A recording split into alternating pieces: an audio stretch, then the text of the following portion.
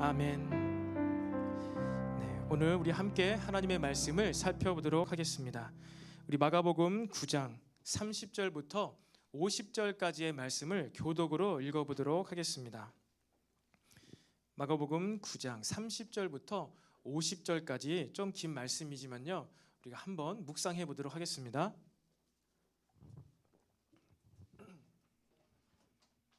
마가복음 9장 30절부터 50절까지 제가 먼저 30절 말씀을 봉독하도록 하겠습니다. 여기 모니터 조금만 제 목소리 키워주면 좋을 것 같아요. 30절 제가 읽겠습니다. 그곳을 떠나 갈릴리 가운데로 지날새 예수께서 아무에게도 알리고자 아니하시니 이는 제자들을 가르치시며 또 인자가 사람들의 손에 넘겨져 죽임을 당하고 죽은 지 3일 만에 살아나리라는 것을 말씀하셨기 때문이더라. 그러나 제자들은 이 말씀을 깨닫지 못하고 묻기도 두려워하더라. 가버나움에 이르러 집에 계실새 제자들에게 물으시되 너희가 길에서 서로 토론한 것이 무엇이냐 하시되 그들이 잠잠하니 이는 길에서 서로 누가 크냐 하고 장론하였습니다. 예수께서 앉으사 12 제자를 불러서 이르시되 누구든지 첫째가 되고자 하면 뭇 사람의 끝이 되며 뭇 사람의 섬기는 자가 되어야 하리라 하시고 어린아이 하나를 데려다가 그들 가운데 세우시고 안으시며 제자들에게 이르시되 누구든지 내 이름으로 이런 어린아이 하나를 영접하면 곧 나를 영접함이요 누구든지 나를 영접하면 나를 영접함이 아니요 나를 보내신 이를 영접함이니라. 요한이 예수께 여짜오되 선생님, 우리를 따르지 않는 어떤 자가 주의 이름으로 귀신을 내쫓는 것을 우리가 보고 우리를 따르지 아니하므로 금하였나이다. 예수께서 이르시되 금하지 말라. 내 이름을 의탁하여 능한 일을 행하고 즉시로 나를 비방할 자가 없느니라. 우리를 반대하지 않는 자는 우리를 위하는 자니라. 누구든지 너희가 그리스도에게 속한 자라 하여 물 한 그릇이라도 주면 내가 진실로 너희에게 이르노니 그가 결코 상을 잃지 않으리라. 또 누구든지 나를 믿는 이 작은 자들 중 하나라도 실족하게 하면 차라리 연자맷돌이 그 목에 매어 바다에 던져지는 것이 나으리라. 만일 내 손이 너를 범죄하게 하거든 찍어버리라. 장애인으로 영생에 들어가는 것이 두 손을 가지고 지옥 곧 꺼지지 않는 불에 들어가는 것보다 나으니라. 만일 네 발이 너를 범죄하게 하거든 찍어버리라. 다리 저는 자로 영생에 들어가는 것이 두 발을 가지고 지옥에 던져지는 것보다 나으니라.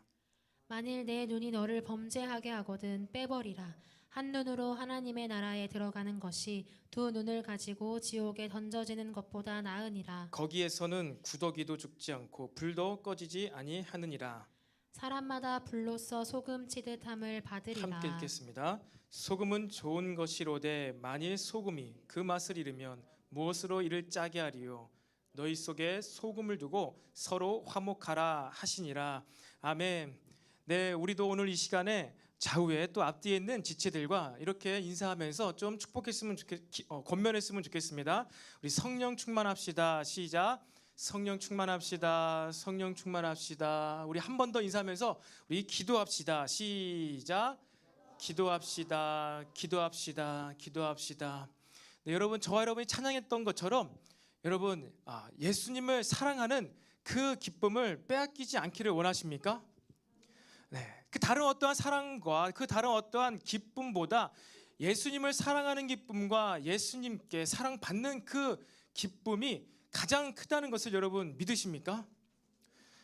네, 여러분 또한 예수님께서 저와 여러분의 유일하고 참된 소망이 되신다라는 것을 여러분들 믿으십니까? 예수님만이 우리의 저와 여러분의 참된 만족이 되신다는 것을 믿으시기를 바랍니다. 진짜 사랑 할 수 있는 건 우리 예수님이 사랑할 때, 그리고 진짜 사랑 받을 수 있는 것은 우리 하나님으로부터. 이것이 우리의 믿음이 되기를 바래요. 기도불 꺼줘도 됩니다. 오늘 좀 다 켜 있는데 여러분, 우리가 오직 예수님만이 우리의 참된 만족이 되십니다. 이렇게 뜨겁게 찬양을 했습니다.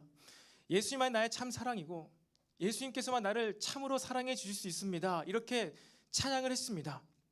여러분, 이 말의 뜻을 어떻게 우리는 이해하고 있나요?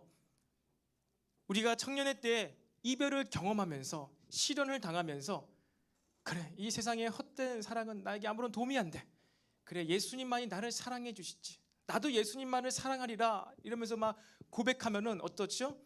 우리 좀 마음에 좀 감정에 좀 위로가 될 것입니다. 그래, 그 오빠가 나를 떠나도, 그 자매가 나를 떠나도 예수님은 여전히 나를 사랑하시는구나, 나를 기다리고 계시는구나, 나를 오늘 이 자리로 부르셨구나, 예수님 사랑합니다, 감사합니다, 이런 고백을 할 수 있습니다. 그런데요, 주님을 사랑하는 기쁨을 빼앗기지 않게 해주세요. 예수님만 나의 삶에 참된 만족이 되십니다 라는 것은요, 그 이상의 것을 이야기하는 것입니다. 예수님만으로 내가 삶을 살아갈 수가 있다는 거예요.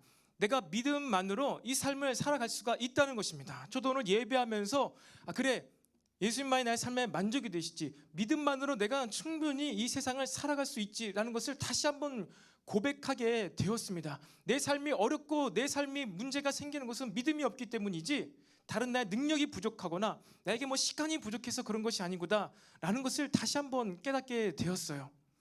여러분, 우리의 믿음은요, 이 세상의 어떠한 것과 비교 대상이 아닙니다. 내가 믿음 생활에서, 신앙 생활에서 그래서 내가 이거 할 시간이 없어서 이렇게 비교할 수 있는 차원이 아닌 거예요.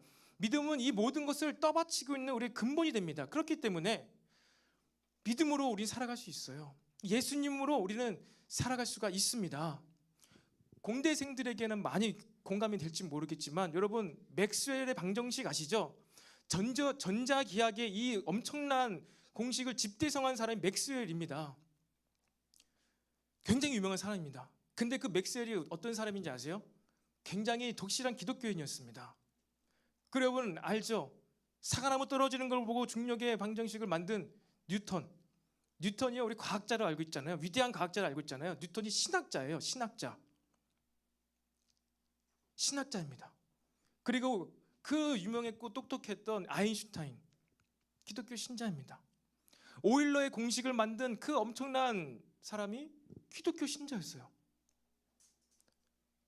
그 사람이 그런 공부, 방정식 이런 것을 만들기 위해서 얼마나 많은 시간을 연구하고 학생들을 또한 대학에서 가르치며 살아왔었겠습니까? 그런데 이 위대한 사람들이 다 누구라고요? 굉장히 신실하고 독실한 크리스천이었다는 거예요. 심지어 뉴턴은 신학자였습니다. 지금 이 시대 정신이 합리주의와 과학자를 굉장히 막 우상시해가지고 뉴턴에 대해서 이야기할 때 과학적인 부분에 대해서만 과학자로 얘기하죠. 아니에요. 뉴턴은 신학자였어요. 여러분, 믿음으로 우리는 살 수 있습니다. 예수님만으로 우리는 삶을 살아갈 수가 있습니다. 예수님을요, 믿음을요, 예배를요, 여러분 이 세상의 차원과 같이 세워놓고 비교를 하지 않게 되기를 바랍니다. 우리의 예배생활, 신앙생활, 믿음이요, 그런 차원을 넘어서는 것입니다. 우리에게 믿음만 부어지면요, 우리가 진짜로 예배를 잘 드릴 수만 있다면요, 우리는 삶을요 위대하게 살아갈 수가 있어요. 대한민국 가운데서 가장 기독교화율이 높은 곳이 어딘지 아십니까? 서울입니다. 그 중에 어딘지 아세요? 강남입니다. 강남구는요 36% 이상이 크리스찬이에요. 대한민국 평균 기독교인 비율보다 훨씬 높습니다. 강남이. 저도 우연치 않게 강남에서 임시로 살고 있는데요, 살기 좋은 곳이더라고요. 굉장히 사람들이 인정이 많고 후덕하고 친근한지 모르겠어요. 여러분이 생각하는 강남의 이미지는 무엇입니까? 불금입니까? 새벽에 쓰러져 있는 젊은 청춘 남녀들입니까? 제가 강남 깊숙한 곳에 살다 보니까 아니더라고요. 인정이 많고 굉장히 따뜻하고 인사를 하고 미국 사람들처럼 그러한 곳이 강남이더라고요. 기독교인가 많은 곳이에요. 그래서 그런지 이 악한 세력들이, 사단의 세력이 그 좋은 강남을 타락시키기 위해서 막 돈을 막 쏟아 부으면서 그렇게 강남을 더럽히려고 하는지 모르겠어요. 예수 믿는 사람 많고 하나님의 나라가 막 임하니까 더 악한 세력도 그곳에 외부에서 막 돈이 들어와가지고 그렇게 일부러 더 타락시키려고 하는 게 아닌지 모르겠습니다.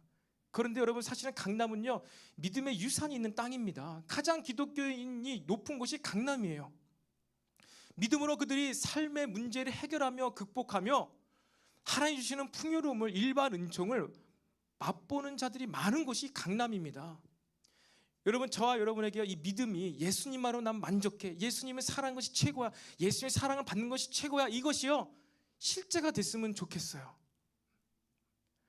예수님만이 저와 여러분의 참 소망이 되기를 간절히 소망합니다.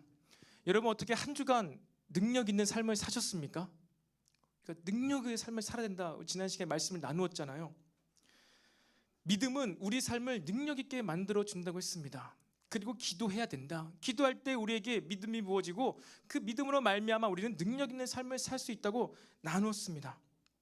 저도 살면서 그렇지만 능력이 없고 나의 실수와 나의 그 어리석음을 한 두어 번 정도 경험하는 시간이 있었습니다. 여러분 하지만 그럼에도 불구하고 우리는 믿음으로 살아가야 돼요. 믿을 때 능력이 나타납니다.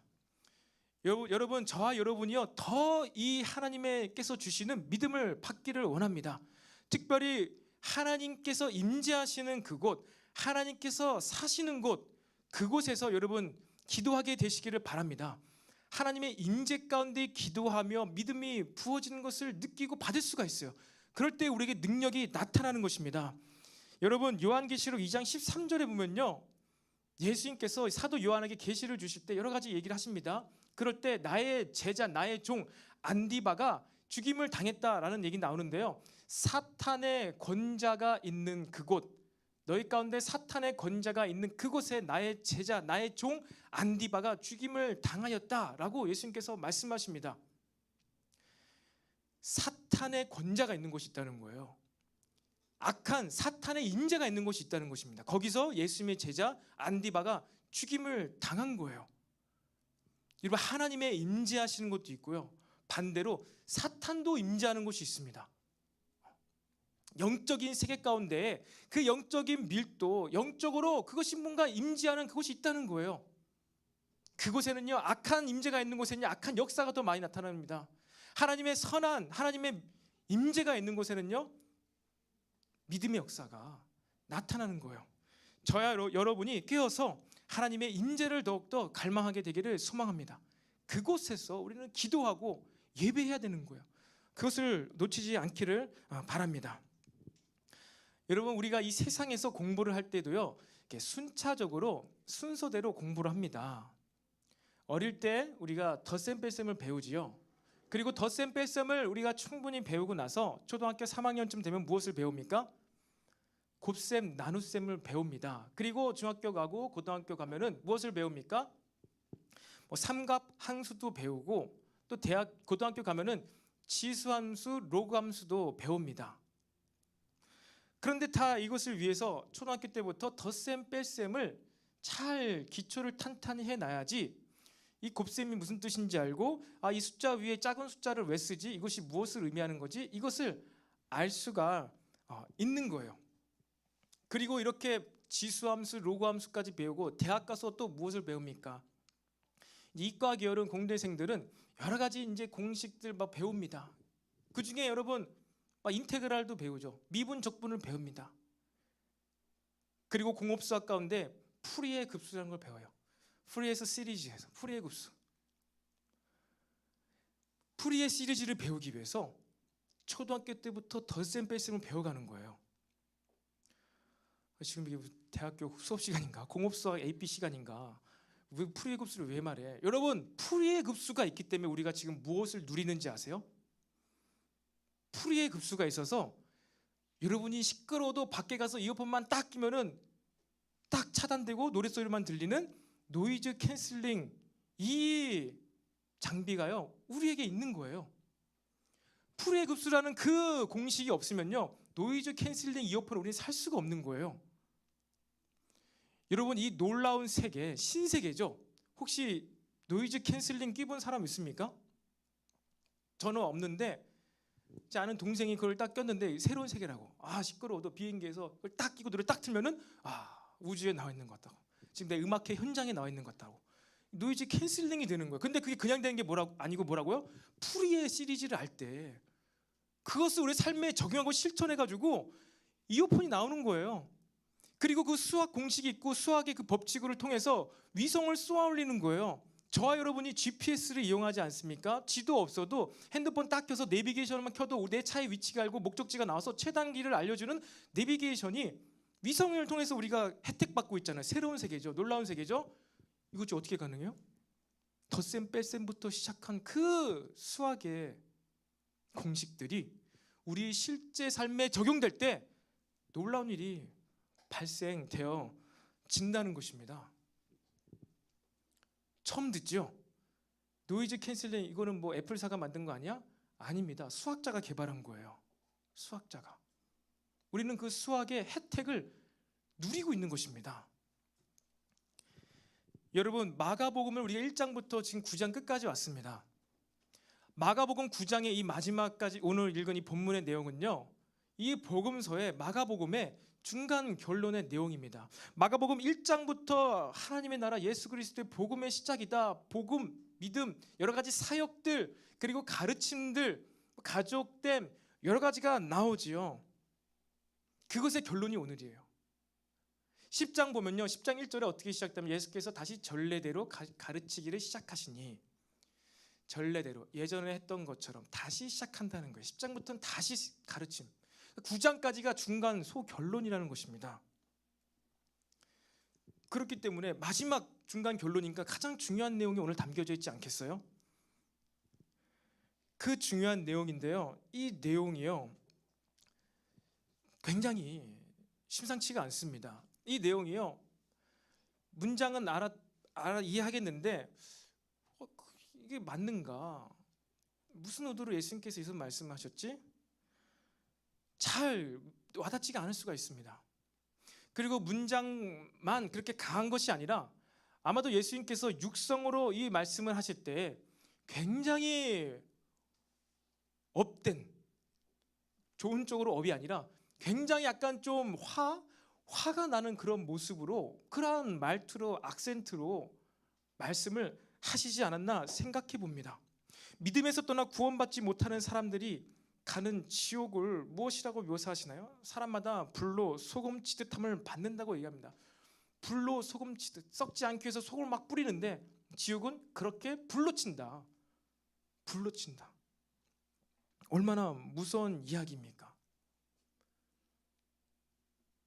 그런데 지옥 얘기만 하는 것이 아니라, 천국 얘기만 하는 것이 아니라, 어떤 자가 그렇게 천국에 가고 어떤 자가 그렇게 불로 소금 치듯 당한다고 하고 있습니까? 바로 믿음을 삶 속에서 실천하는 자들이 영생에 들어간다. 믿음을 삶에서 실천하지 못하고 더 나아가서 다른 사람을, 타인을 믿음에서 멀어지게 만드는 그 사람은요, 영벌에 들어가게 된다. 심판을 받게 된다. 그것을 이야기하고 있습니다. 여러분, 저와 여러분의 삶 가운데 우리가 갖고 있는, 우리 내면에 있는 우리의 믿음 있잖아요. 믿음, 이것이 삶에서 실천되어지기를 원합니다. 오늘의 중간 결론이 무엇이에요? 믿음을 실천해야 된다. 그리고 믿음을 실천하고 있는 그 자를 시험에 들게 하지 말라. 실족하게 하지 말라. 그런 자는 차라리 연자맷돌을 목에다 메고 바다에 던져지는 게 낫다. 그런 자는 차라리 두 눈을 뽑아서 뽑힌 채로 천국에 가는 게 낫다. 이것에 대한 내용이 이따 더 풀 것입니다. 그런데 무슨 얘기를 하고 있습니까?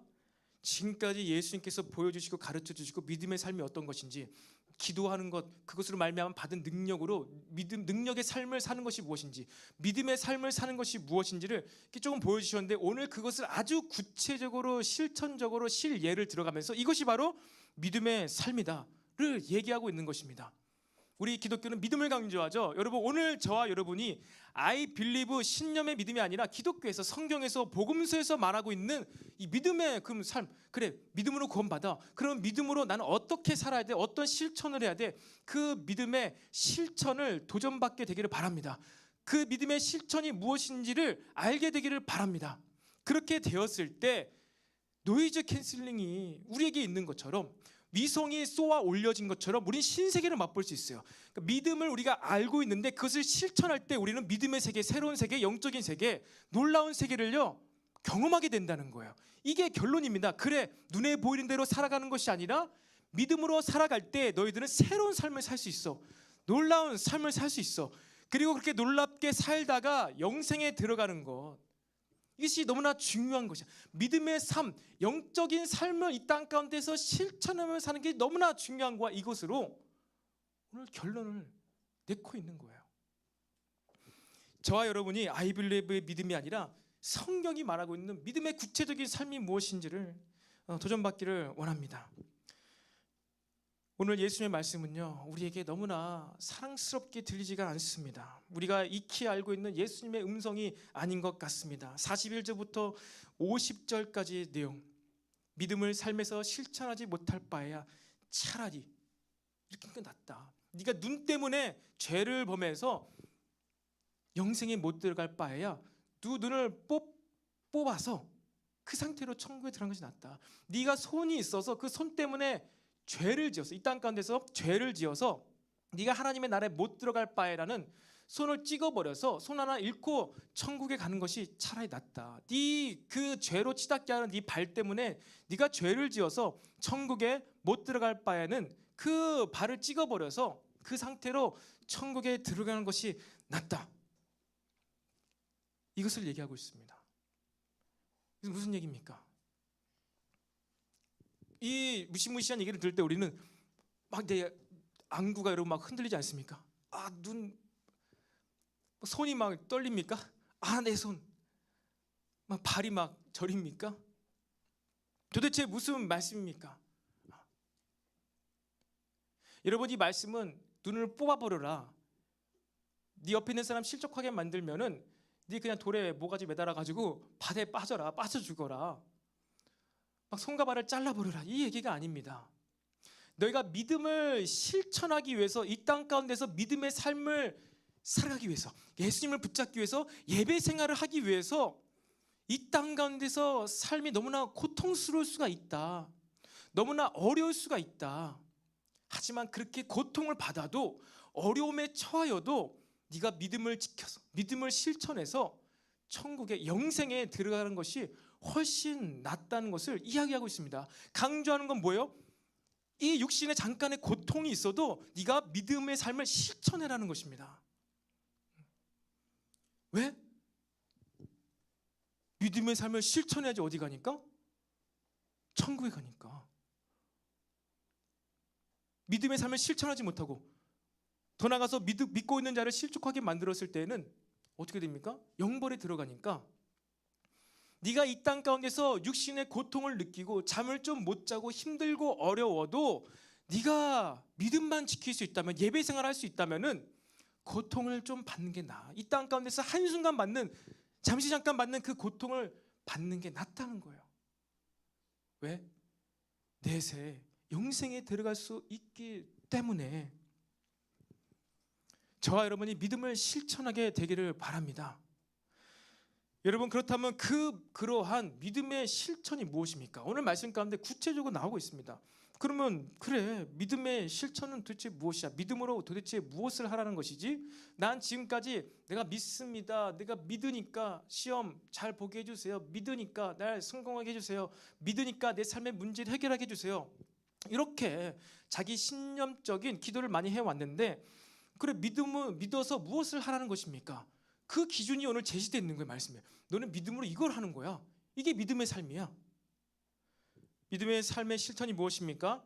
그것은 주님의 이름으로 어린아이 하나를 영접하는 것이라고 합니다. 그리고요, 믿음으로 나와 행동을 하지 않더라, 나와 같은 편, 나와 함께 행동을 하지 않더라도 우리와 같은 일을 하고 있는 그들을 금하지 않는 것이 믿음의 삶의 실천이라고 합니다. 나그네에게 물 한 그릇, 냉수 한 그릇 대접하는 것, 그것이 믿음의 삶의 실천이라고 합니다. 그리고 더 나아가서 믿는 자를 실족하지 않게 하는 것, 내가 조금 고통을 받아도 내세를 위하여서 그 옆에 있는 한 사람, 타인의 믿음을 붙들어 주는 것, 그것이 무엇이라고요? 믿음의 삶의 실천이라는 것이에요. 이게 한 이야기, 한 구절 한 구절 따로 떼어놓고 보면요, 도무지 연결되어지지 않고 너무나 딴 얘기처럼 보이지만, 여러분, 이게 무엇이라고요? 이 모든 이야기들이 한 가지 목적을 가지고 전개되고 있다는 거예요. 한 덩어리로 한 가르침을 주고 있다는 것입니다. 그것이 무엇이라고요? 믿음의 삶의 실천. 여러분들은 지금까지 말씀 어떻게 묵상해 왔습니까? 그냥 이것은 도무지 이해 안 되고 해서 그냥 넘겨갔습니까? 구원은 믿음으로 받는 것이지, 이건 잘 모르겠고, 오직 의는 믿음으로 말미암다고 하니까, 로마서에서 난 믿으니까 구원 받았지, 근데 그 로마서에서 이야기하고 있는 믿음 무엇이라고요?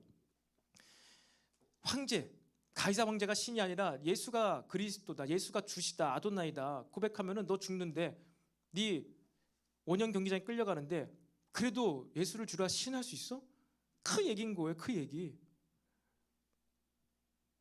어디 성경 구절 한 군데에서도 I believe Jesus, I believe you 이거 말했다고 구원받는 내용이 어디 한 군데도 등장하지 않습니다. 어디 한 군데도 등장하지 않아요. 여러분, 이 믿음의 삶의 실천, 그 내용을 여러 가지 이야기들을요 이야기하고 있습니다. 여러분, 오늘 이 말씀 너무나 부담스러워 보이고 너무나 높아 보이는 이 말씀이, 오늘 이 말씀이 저와 여러분에게 생명의 말씀이 되기를 바랍니다. 모든 이 성경의 말씀을 묵상할 때마다 우리가 피해가거나 편식하는 것이 아니라 이 모든 말씀을 우리가 묵상할 때 그것이 우리에게 영적인 만나가 되기를 소망합니다. 우리가 말씀을 해석하고 말씀을 씹어서 묵상하고 삼키고 나의 영적인 힘으로, 에너지로 만들 수 있는 저와 여러분이 되기를 바랍니다. 그러기 위해서는 우리 육신의 몸의 건강을 위하여서도 편식하면 안 되잖아요. 몸에 좋은 음식 먹어야 되잖아요. 골고루 먹어야 되잖아요. 마찬가지예요. 우리 성경 말씀도 영적인 만나, 영적인 음식입니다. 골고루 66권의 모든 내용을요 빠짐없이 우리가 먹어야 돼요. 삼켜야 돼요. 씹어야 돼요. 그리고 이것이 어떻게 나의 믿음의 영적인 삶 가운데 작용하는지, 아, 내가 그래서 이렇게 해가지고 내 삶이 이렇게 되었구나, 아, 내게 이러한 영적인 만나를 먹어서 내 삶이 이렇게 되었구나, 이것을 알게 되시기 바랍니다. 이 비포와 애프터, 원인과 결과를 아는 자들이요 예수님의 제자가 돼요. 그들이 선생이 될 수 있습니다. 그들이 영적인 아비가 될 수가 있습니다. 마가복음 8장에 너희는 나를 누구라 하느냐 라는 이 절정의 시작, 이때부터 예수님께서 이 땅에 오신 진정한 이유를 말씀하시면서 부담스러운 이야기, 자신이 지금 고난받아야 된다, 버림받아야 된다, 죽어야 한다고 말씀하셨습니다. 그리고 또 살아나야 한다고 말씀을 하셨습니다. 제자들은 지금까지 승승장구한 예수님의 모습을 보시고 굉장히 기뻐했지만 베드로가 고백한 그 한 고백 이후로 내가 죽어야 된다, 버림받아야 된다, 그 얘기를 지금 이 제자들이 들었을 때, 여러분, 이 제자들은 어떤 생각, 어떤 마음이 들었을까요? 그리고 오늘 하이라이트로 연자맷돌 얘기가 나오고, 죄질 바래야 차라리 손을 찢고 발을 찢고, 그 얘기, 이 너무나 감당하기 힘든 이 얘기를 들었을 때 여러분, 이 제자들의 마음이 어떠했을까요? 알 수 있는 그 힌트가 성경에 등장하죠. 예수님께 내가 죽는다, 죽게 된다 이렇게 얘기하니까 제자들이 어떻게 했다고요? 듣긴 들었습니다. 죽는다고 하니까 제자들이요 그걸 들었으나 잘 알지 못하고 두려워하여 묻지도 못하였다. 두려워하여 묻지도 못하였다 라는 것입니다. 제자들이 가지고 있는 믿음, 그들의 신앙관, 그것을요 예수님께서 마지막으로 어떻게 해요? 흔드신 거예요. 흔드신 거예요. 이렇게 병든 자를 치유하면서 하나님 나라의 영광을 잠시 변화산 사건에서 맛보게 하시면서 이제 예루살렘에 들어가시면은 내가 우측에 너가 좌측에 한 자리 차지할 걸 생각하고 있는데 믿음의 삶을 실천하라고요. 그런데 믿음으로 막 하나님 나라를 위해서 막 목숨 바쳐 사는 게 아니라 전혀 막 상관없어 보이는 이러한 일들을 막 냉수 한 그릇 바치는 이러한 일들을 하는 것, 이것을 보고 믿음의 삶이라고 하면서 그렇게 하지 못하였을 때는 이렇게 된다, 영벌에 들어간다 이러면서 지금 이 제자들의 믿음을, 그들의 마음을 뒤집어 놓고 있는 것입니다. 여러분, 저와 여러분들이 이 말씀을 묵상했죠, 읽었지요. 두 눈으로 교독으로 읽었습니다. 이 말씀을 묵상했을 때, 읽었을 때, 목소리를 내어서 읽었을 때, 귀로 들었을 때 여러분 마음이 어땠습니까? 마음이 어땠습니까? 이건 그냥 성경 말씀이고 나는 나고 그냥 그렇게 상관없는 말씀으로 들었습니까? 아니면 이것은 그 2000년 전에 제자들에게 하신 말씀, 그것으로 들었습니까? 나와 상관없는 말씀으로 들었다면 내가 어떻게 구원받을 수가 있겠습니까? 하나님의 말씀 나와 상관이 있는 것이죠. 상관이 있는 것입니다. 그렇다면 이 말씀을 들었을 때 여러분 좀 마음이 두렵고 떨리는 마음이 없으셨습니까? 어떡하지? 내가 지금까지 살아오면서 내 실수, 내 말 한마디 때문에 맞아, 그 지체가 마음이 어려워서 교회를 떠나게 되었는데, 내가 과거에 누구와 싸워서, 내가 과거에 어떤 죄의 모습에 빠져가지고 내 주변에 있는 사람이 나의 모습을 보고선 믿음에서 멀어졌는데 어떡하지? 내가 그러고도 영생에 들어갈 수가 있을까? 그리고 그러한 뇌리를 스치는 나의 과거의 경험들이 떠오르지 않았습니까? 모르겠습니다. 저는 떠올랐어요. 여러분들은 너무나 믿음이 좋고 모태신앙, 너무나 착하고 그러셔서 만약에 진짜로 지금까지는 완벽하게 사시면서 아무에게도 상처 주지 않고 죄를 지금까지 안 지면서 살았을지도 모르겠습니다. 그런데 저는요, 이러한 얘기 말씀을 들을 때마다 떠오르는 사람이 있습니다. 11년 전의 사건 이야기이지만 저는 매번 떠올라요. 청년부 회장에 있을 때, 형, 이번 달 큐티책 사야 돼요? 그거 네가 알아서 조사해가지고 네가 구매해. 왜 나한테 물어보는 거야? 라고 제가 얘기를 했어요. 너무나 귀찮은 거예요. 주일날 너무나 할 게 많아. 주보도 뽑아야 되고 콘티도 해야 되고 뭐도 준비해야 되고 프로젝트도 막 설치해야 돼. 막 하고 있는데 와서 큐티책 사야 되냐고 말아야 되냐고. 네가 조사하고 있잖아. 네가 사라고. 왜 물어보냐고. 상처받았어요. 그 친구는 그때 계속 잘 나왔습니다. 몰라, 그 친구는 그냥 좀 둔해서 흘려보냈는지 모르지만 두고두고 저한테는 이게 마음에 남더라고요. 내가 왜 그랬을까? 굉장한 죄를 저지른 건 아니잖아요. 그 제가 지금 오버해가지고 세게 말했지만 이 정도까지는 아니었습니다.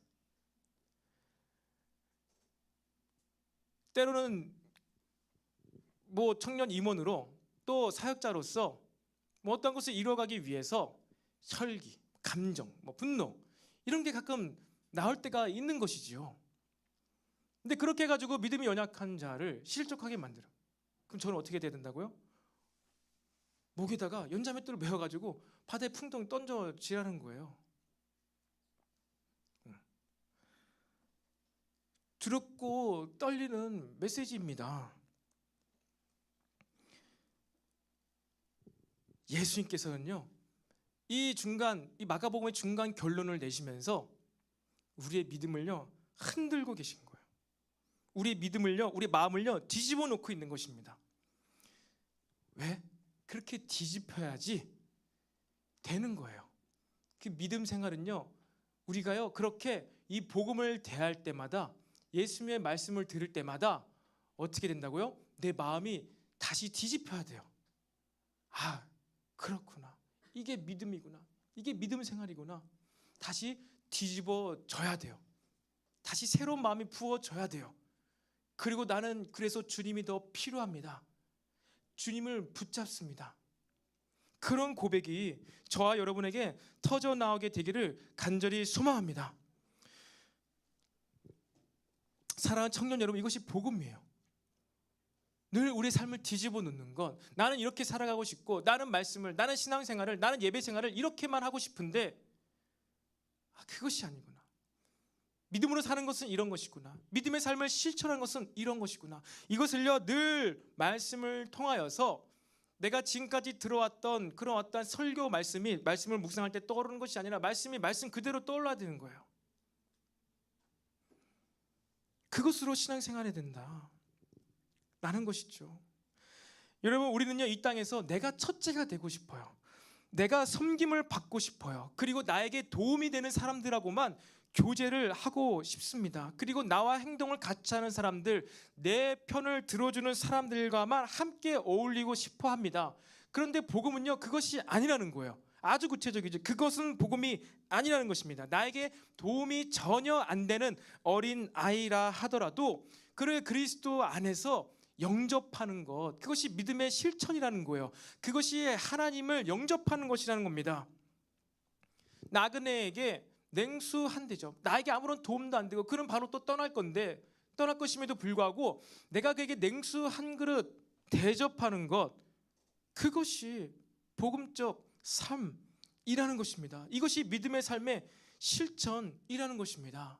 15, 16년 전에 저도 어떠한 신앙 공동체 안에서 선배와 교제를 하면서 그런 얘기를 나눴습니다. 이런저런 얘기를 나누다가 뭐 그런 고백을 하더라고요. 저한테 나는 나에게 도움이 되고 유익이 되는 사람들하고만 교제를 한다고, 굉장히 네거티브하고 삶이 우울하고 그런 사람들과 대화하면은 나도 우울해지는 것 같아, 참 같이 하기 싫어 막 이러면서 뭐 그러한 선언을 저에게 하더라고요. 저는요 어렸을 때요 신앙생활할 때 선배들이 많이 없었어요. 선배가 있었죠. 나이 많은 선배들이 있었습니다. 나이 많은 선배들이 있었는데 그 선배들이 항상 저한테 약간 이러한 좀 이야기들을 많이 했어요. 어려운 것이죠. 그만큼 20대 중후반 30대 초반의 청년들이 믿음의 삶을 사는 것이 어려운 거예요. 훈련과 경험과 체험과 하나님의 인도하심을 경험하지 못한다면요 결단코 누구도 이 청년의 때에 신앙생활을요 정말로 은혜롭게 아름답게 값지게 할 수가 없습니다. 그래서 그렇게 믿음 생활하고 교회 생활하는 지체를 하더라도요 그런 고백을 하는 거예요. 자기의 삶에 유익이 되는 대로 나에게 도움이 되는 사람들하고만 교제하고, 그런 사람에게 내가 잘해줘야지 나도 그에게 좀 뭔가 받을 게 있으니까. 그게 너무나 자연스럽죠, 여러분. 당연하죠. 근데 오늘 말씀 뭐라고요? 아니라고요. 도움이 전혀 안 되는 소자, 어린 아이를 네가 영접해야 돼, 대접해야 돼. 그것이 믿음의 삶의 실천이야. 와, 무슨 믿음 생활이 이렇게 어려운가? 하나님 믿음은 만사형통 아니던가? 내 능력이 부족해서 그래서 믿으면 내 부족함이 채워지고 해결되는 것 아닌가? 믿음의 삶의 결론이 오늘 본문의 말씀이라면 왜 더 어려운가? 그냥 쉽게 편하게 인도해 주시면 될 텐데 마지막에 왜 예수님께서는 이렇게 어려운 메시지를 우리에게 주셨을까? 여러분, 다시 한번 이야기합니다. 너무나 어렵고 이해하기 힘든 풀이의 급수를 삶에서 실천할 때 노이즈 캔슬링의 엄청난 영광을 우리가 맛보는 거예요.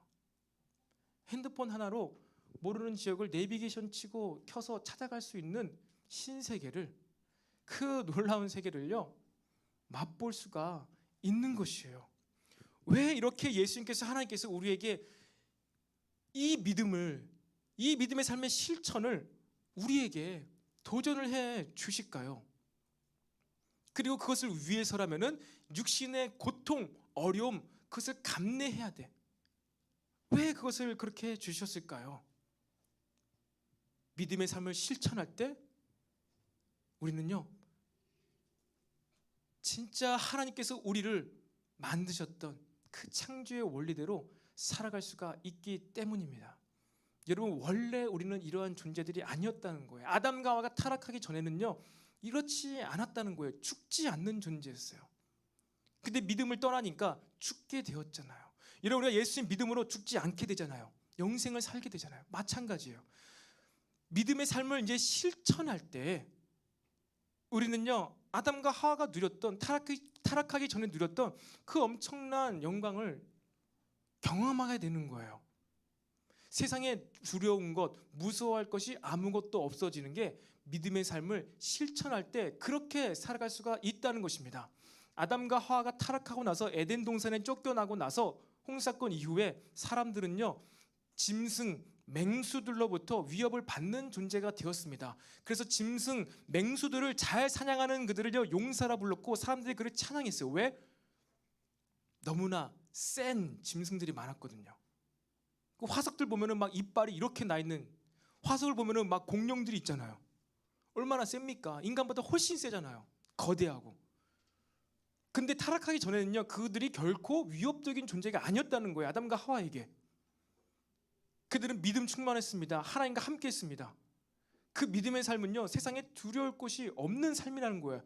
놀라운 삶을 살았던 거예요. 그들의 삶까지, 삶 가운데 죽음도 없고 두려움도 없고 걱정도 없고 근심도 없는 삶, 그게 뭐라고요? 믿음의 삶이에요. 그리고 아담과 하와는 그렇게 실천하면서 날마다 살았어요. 여러분, 이게 믿음의 삶입니다. 우리 주님께서 왜 이렇게 믿음의 삶을 구체적으로 실천해야 돼? 이것이 중요한 거야. 왜 강조한다고요? 우리가 이렇게 믿음으로 살아갈 때 우리는 놀라운 믿음의 삶을, 새로운 삶을, 영적인 삶을 살아갈 수가 있기 때문입니다. 그리고 그것을 그냥 자동으로 오토매틱하게 주시지 않고 왜 이렇게 요구를 하시나? 왜 그럴까요? 그것은 하나님께서 우리와 교제하기를 원하시는, 우리와 관계 맺기 원하시는 하나님의 방법이에요. 인격적인 하나님의 방법입니다. 처음부터 그러셨어요. 아담과 하와에게도 선악과를 만들어 두시고 먹지 말라고 하셨습니다. 먹을 기회도 있고 먹지 않을 기회도 있는 그것을 우리에게 주셨어요. 기계로 만들지 않았다는 것입니다. 가인에게도 죄악이 지금 이 문지방 앞에 엎드러져 있다. 네 죄를 짓지 말아라. 그냥 가인을 한 달 동안 분노가 사그러질 때까지 팔과 다리를 꽁꽁 묶으면 될 텐데 그렇게 하지 아니하시고 경고를 하시고 네 그렇게 하지 말아라. 죄를 짓지 말아라. 말씀을 하십니다. 베드로에게도 다시 찾아가셔서 네가 나를 사랑하느냐? 네 나를 위해서 그렇게 살아간다고 했는데 나 배신 때렸지? 네 죄의 대가를 치러. 네 이제 죽을 때까지 날 위해 살아가. 그렇게 하지 아니하시고 사랑하느냐? 가론 유다에게도 말씀하셨어요. 죄를 짓지 말아라. 그저 하지 말아라. 돌이키기를 원하셨다는 것입니다. 이게 하나님의 방법이에요. 믿음의 삶을요 우리 가운데 자동으로 막 부어주시는 게 아니라 우리에게 요구를 하세요. 그리고 우리가 그것을 선택하기를 원하세요. 여러분, 이게 인격적인 교제입니다. 여러분이 사람과 사람과의 교제를 할 때에도요, 오늘 저녁 뭐 먹을래? 너 어떤 음식을 좋아하니? 커피를 시켜줄 때에도 아메리카노, 카페라떼 시키기 전에 누구야 오늘은 무엇을 마실래? 뻔히 알지만 뭐 아를 먹든 뭐 따를 먹든 이것을 뻔히 알지만 그래도 한번 따뜻하게 물어봐 줄 때 내가 좀 존중받고 있고 내가 대접받고 있고 이 사람이 나를 좀 생각하고 있구나, 나를 인지하고 있구나, 이것을 느껴지지 않습니까? 그러니까 하나님은요 우리를 눈앞에 두기를 원하시는 거예요. 교제하기를 원하시고 요구를 하시는 거예요. 왜? 우리가 교제하기 위해서. 그렇게 우리 대접을 해주시는 거예요. 하나님께서 우리를 대접을 해주시는 거예요. 피조물임에도 불구하고 대접을 해주십니다. 믿음의 삶을 살아낼 수 있도록 대접을 해주시는 거예요. 너무나 인격적이지 않으십니까? 그래도 우리 마음에 불신이 있죠. 그래도 이거 너무나 힘들어. 이걸 어떻게 살아가? 그리고 그렇게 못하면은 도끼로 팔을 잘라버리니 두 눈을 뽑아버리라고? 이거 너무 끔찍해. 왜 이렇게 우리 하나님 못 되셨어? 구약의 하나님 막 그 가나안 땅 그걸 뭐 남녀노소 할 것이 다 칼로 쳐서 죽이라고 했더니만 진짜 피를 좋아하나 보다. 피제사 그래 우리 하나님 진짜 피를 좋아하시나 보다. 이 정말 피의 하나님, 나쁜 하나님이시다. 그렇게 생각할 수도 있습니다. 그런데요, 저와 여러분이 하나님을 볼 때요, 무엇을 통하여 하나님의 이 교제하는 방법, 믿음의 삶을 요구하는 방법을 봐야 됩니까? 무엇을 통해 이것을 볼 수 있어야 됩니까? 바로 십자가를 통해서 하나님을 보게 되시기를 바랍니다. 여러분, 십자가를 바라보는 것, 십자가를 믿는 것, 그것이 저와 여러분의 이 믿음 생활의 시작이에요. 십자가를 바라보지 못하고 십자가를 믿지 못하고 그냥 오늘의 메시지까지 그래 열심히 이 어금니 꽝 깨물고 그냥 믿음의 삶을 실천해야지, 안 그러면 영벌에 들어가니까, 여러분 그렇지 않아요. 십자가의 그 징벌, 십자가의 사랑, 십자가의 공의와 심판과 사랑을 우리가 바라볼 때 하나님께서 우리에게 요구하시는 이 요구가요, 우리에게는 사랑의 메시지로 들리는 거예요. 십자가의 사랑을 우리가 통해서 도끼 얘기를 듣고 불로 소금짓하는 이 얘기를 들을 수 있어야 한다는 거예요. 그러니까 여러분, 저와 여러분 하나님의 메시지 말씀을 나눌 때요, 반드시 십자가를 통해서 하나님께서 하시는 그 무시무시한 얘기를 들을 수 있어야 합니다. 그 무시무시한 심판과 경고가 어디로 떨어졌다는 거예요? 예수님에게로, 하나님 자신에게로 떨어졌다는 것입니다. 여러분, 이것은요 우리가 사람과의 교제를 할 때도 마찬가지입니다. 사기꾼들이 사기치기 위해서 우리에게 얼마나 잘해줍니까? 그죠? 옛날에 중고등학교 때 안양 1번가를 지하상가를 거닐 때면요, 학생 때 이 물건을 판매하시는 분들이 어떠합니까? 오늘은 중간 소결론이기 때문에 약간의 시간이 딜레이 되는 것을 여러분 좀 양해해 주시기를 바랍니다. 안양 1번가에 제가 중고등학교 때 그곳에서 지나다닐 때 신발 판매하는 사람들, 옷 판매하는 사람들 있잖아요. 그건 저는 고등학교 때 키나 지금 키나 똑같습니다. 그런데 그곳에 들어가서 옷을 딱 입어요. 그러면 학생 너무 멋있어. 다리가 왜 이렇게 길어 보이냐고. 이 가방 너한테 딱 어울려. 진짜 멋지다. 학생 공부 잘하게 생겼네. 막 엄청난 칭찬해 주는 거예요. 근데 그 말을 들었다고 해서 제가 막 그 직원을, 그 매장 점원을 막 굉장히 막 사랑하게 되고 막 위하게 되고, 그래, 나를 위하고 나의 모습을, 참모습을 발견해 준 사람이 여기 있었어, 막 이러고 막 관계가 시작됩니까? 그 사람은 무엇을 위해서 지금 이런 얘기를 하는 것이죠? 옷을 팔아먹기 위해서, 가방을 팔기 위해서 그 궁극적인 목적을 두고선 대화를 하는 거예요. 하나님께서도요, 궁극적으로 십자가를 설정해 놓으시고 세팅해 놓으시고 우리에게 때로는 엄청난 사랑을, 때로는 우리에게 엄청난 심판의 메시지를 주신 거예요. 그것을 십자가를 통해서 관계를 할 때 우리 하나님과 인격적인 관계를 할 수 있습니다. 여러분, 사람과 여러분 옆에 있는 사람들과의 관계할 때 마찬가지예요. 도대체 이 형제가, 이 청년이, 이 자매가 무엇을 하고자 하는 사람인가, 그것을 알 때 온전한 관계를 맺을 수 있습니다. 이 사람은 그런 일을 하게 되는 사람이야. 그런 것을 알 때 이 사람의 말투나 약간 성향이나 그런 것들을 좀 이해하고 받아주게 돼요. 근데 이 사람이 무슨 일을 하는지도 모르고 했을 때에는 이 사람의 성향이나 어떠한 말투나 이런 것이요, 그냥 다 나에게 때로는 맞지 않는 말이 들리거나 했을 때는요, 오해하게 됩니다. 그 사람의 의도, 궁극적인 목표, 무엇을 하고자 하는 사람들인지를 바르게 알 때 나에게 왜 이렇게 하는지를 알 수 있죠. 동일합니다. 저와 여러분들이 공동체 가운데 생활하죠. 소그룹 팀 모임 가운데 생활합니다. 우리들에게 세워진 리더십이 우리에게 사랑으로 대접을 할 때도 있고, 때로는 사랑으로 권면의 그러한 책망의 이야기를 할 때도 있습니다.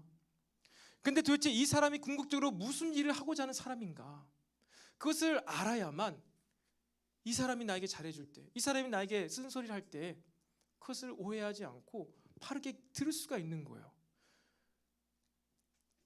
하나님이 나에게 십자가를 주셨다, 선물로 주셨다, 이 궁극적인 것을 모르고 성경 말씀을 볼 때는요, 다 오해할 것이 천지에 깔려 있습니다.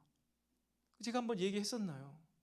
예전에 왔던 청년 자매가, 왜 하나님께서는 우리가 너 기도해도 내가 다시는 안 들어줄 거야, 네가 회개해도 너 심판 면치 못할 거야, 이런 말씀하시냐고. 이런 하나님을 내가 믿어야 되겠냐고. 이사야서에 나와 있는 남유다 북이스라엘의 심판의 메시지, 그거 딱 한 구절 가지고 와서 어쩌면 하나님이 이럴 수 있냐고. 근데 그 문장이 기록돼 있어요. 있어요.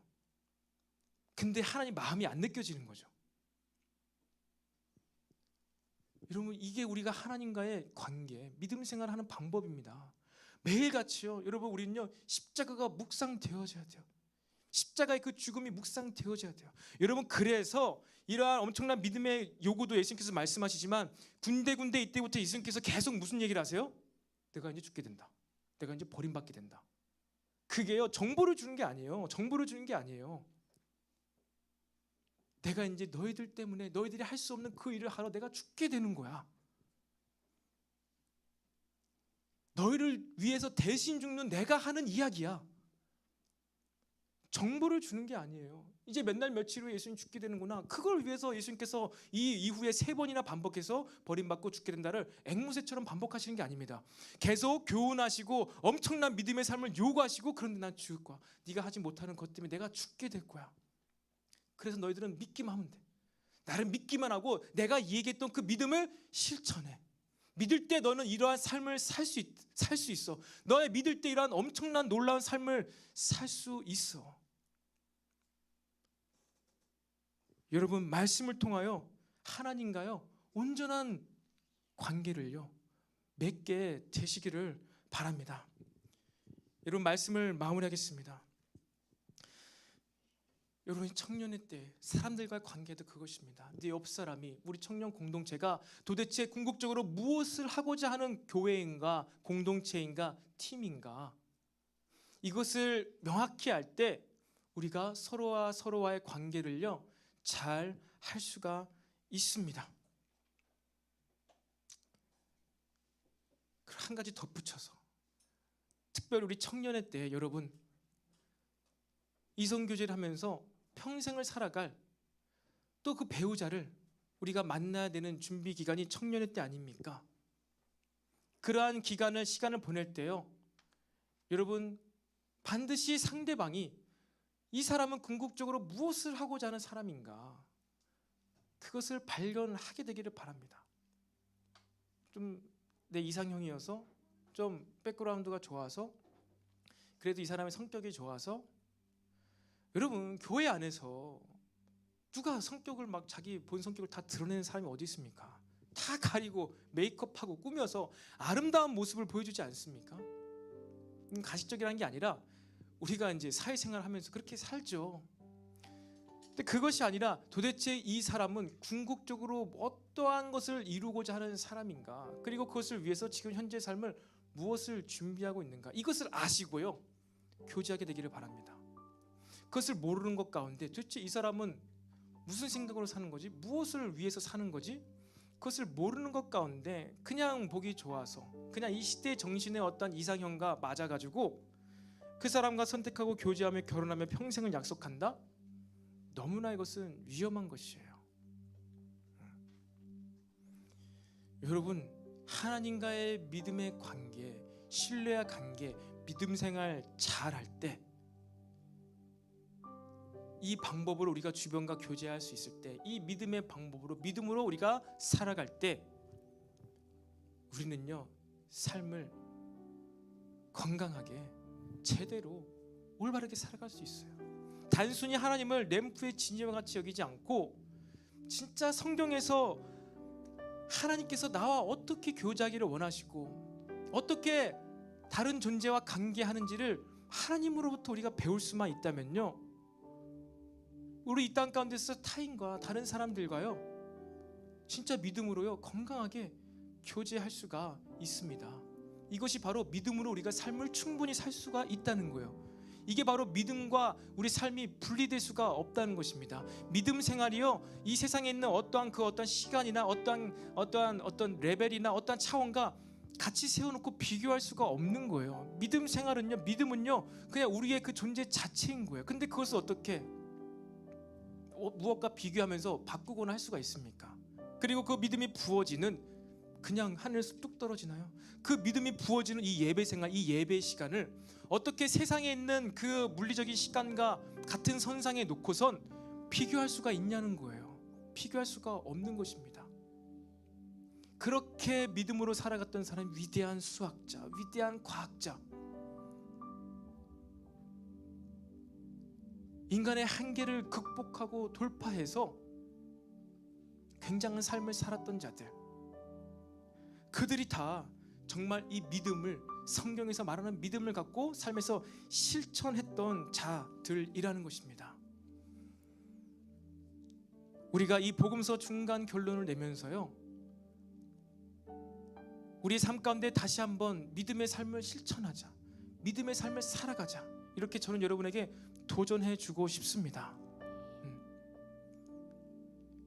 믿음의 삶을 실천할 때 우리는 새로운 세계를 맛보게 됩니다. 이렇게도 살아가는 거구나, 이런 놀라운 세계가 있었구나, 그것을 보게 되는 거예요. 단지 내 마음에 간직하는 것이 아니라, 수학 공식으로만 머릿속에 있는 것이 아니라, 그것을 힘들지만 풀어낼 때 놀라운 결과를 저와 여러분이 맛보게 될 것입니다. 그리고 그것을 위해서 어떻게 해야 돼요? 그것을 위해서 무엇을 해야 돼요? 믿으면 돼요. 예수님을 믿으면 돼요. 나 주님이 더 필요합니다. 주님께서 일하시면은 내가 이런 믿음의 삶을 살아낼 수가 있습니다. 그러니까 우리는요 날마다 주님을 찾아야 돼요. 내가 무슨 시간이 없어서 예배를 타협하는 게 아니라 찾으면 돼요. 예수님을 찾으면 돼요.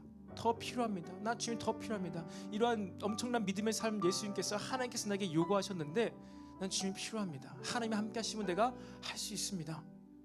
그렇게 예배하면서 부르짖으면서 기도할 때, 또 특별히 우리의 감정이 돌파되어질 때, 감정을 이겨내고 하나님을 만날 때, 여러분 그런 믿음의 능력이 저와 여러분 모두에게 부어지는 것을 믿으시기를 바랍니다. 우리 이 시간에 다 같이 자리에서 일어나서요, 나 주님이 더 필요